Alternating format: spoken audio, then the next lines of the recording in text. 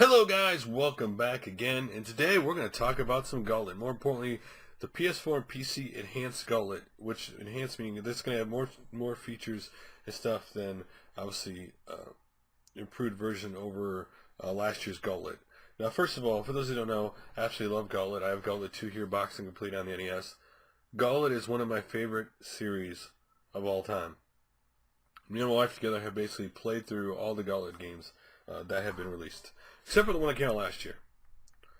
So, Arrowhead plans to offer basically an enhanced version of Gauntlet, which was first discussed earlier this year.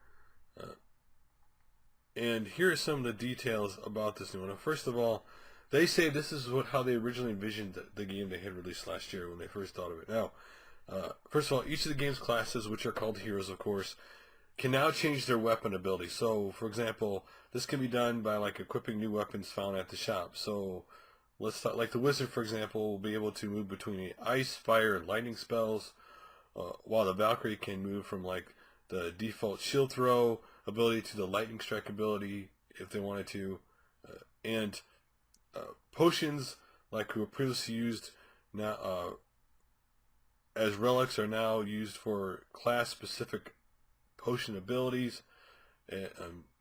Now these are described as basically high impact abilities, include things like warrior throwing a potion as if it were a grenade, or transforming into an invincible giant, which does additional damage. Which potion ability you have at your disposal is dictated by your class, and the talisman, a new type of item you have equipped. So these all dictate what you do. Now, relics were not deemed to be pushing the personality of each hero enough. So what they did was they have been reworked completely. You now only have one equipped at a time, and they're limited by cooldowns, which is a common thing in games. They don't want to make them too powerful, so they do a cooldown period after you use them. Rather than the number of potions you had, Airhead says that every relic in the game has been rebalanced, with some having their functionality altered too. Again, they didn't show examples of these, but the company does say relics are now less about killing enemies and more about utility.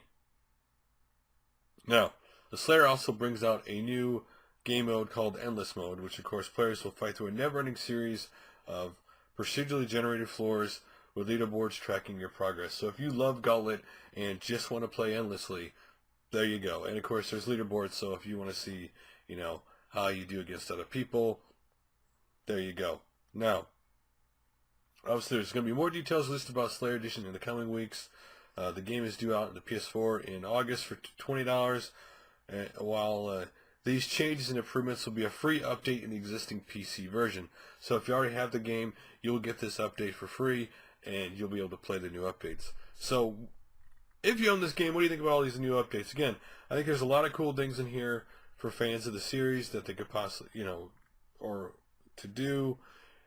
I'm excited, again, for new Gauntlet. I haven't played this new one. I really want to play it